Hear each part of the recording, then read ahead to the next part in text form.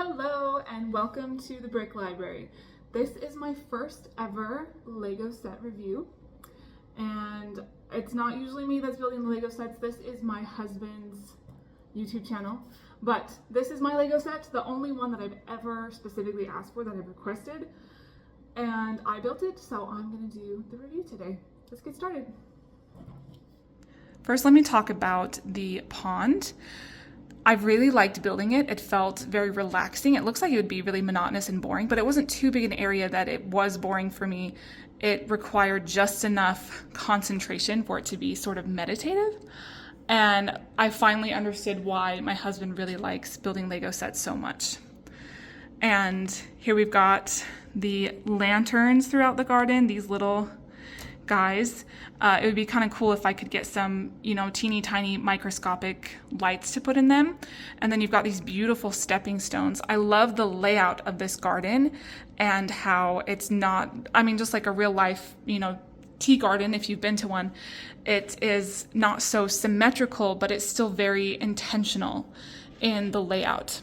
And something that I didn't know about this set until I started building it is that a lot of these, the trees can be removed, and the bamboo, and you can move them around wherever you like and just rearrange the garden at your leisure. And I think it's just so cute and such a fun concept. I didn't know that was a feature until I started building it, and so I was really excited to find that out. And you can just move things around however you like.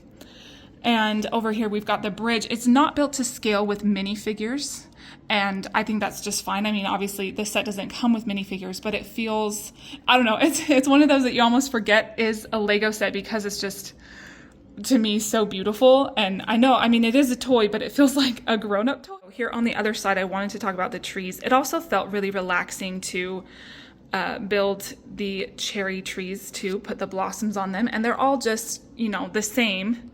But, once I got the one down, I had to build 16 more. And again, it felt very therapeutic, very relaxing to build it. And then you've got the stepping stones all across around the garden and over the bridge, and then past these trees up to the tea house. And over here, if you can see that, there are like little slippers, because obviously you have to take your shoes off in East Asian culture. I think that should be a rule all over the world, but whatever. Here, let me take the top off of this and I'll show you the inside of the tea house. I wanted to get a different angle here. One of my favorite features of the inside of this tea house is the teapot. And it's just cute because it's just, it's a tiny teapot. So obviously I love it, but it's also the color. So this color of glaze was commonly used, or is, still commonly used on a lot of pottery.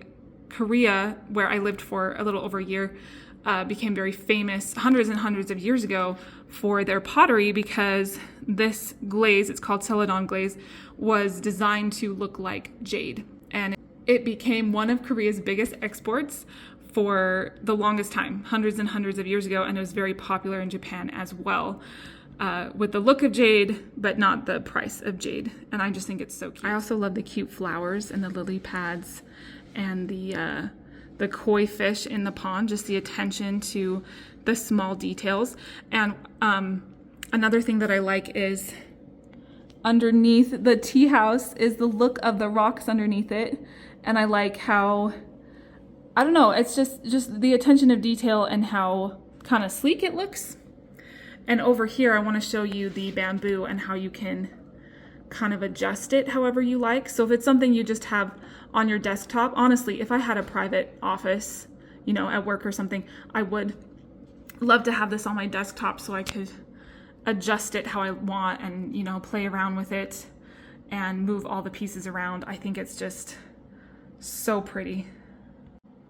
Now, there's not anything about this set that I don't like, but there are some things that I think would be kind of cool. For one thing, the paper walls here on the tea house, I think would be really cool if they were not strictly opaque, but if they were a little bit translucent, then I could put a little light in there and let it glow at night. I also love the Japanese cherry trees, the blossoms. That's something that I miss a lot about Korea. It was just so beautiful in spring everywhere you went, every park.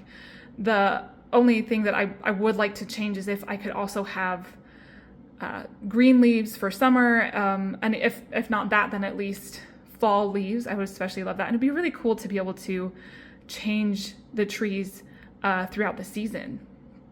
I would really love that. But otherwise, it's just such a beautiful set. Like I said, I don't know, it's just so pretty, and it was so fun to build. It's not too big and not fussy or any, there aren't moving parts or anything, and it was just the perfect type of set for me. I would definitely recommend it. It's just amazing the types of Lego sets, that Lego's able to build and design for everybody. I feel like there's a Lego set for everybody today. And yeah, so who knows, maybe I'll find another one that I love as much as this and that I will want to have for my own. I hope you enjoyed this review of the Tranquil Garden, and thanks for watching.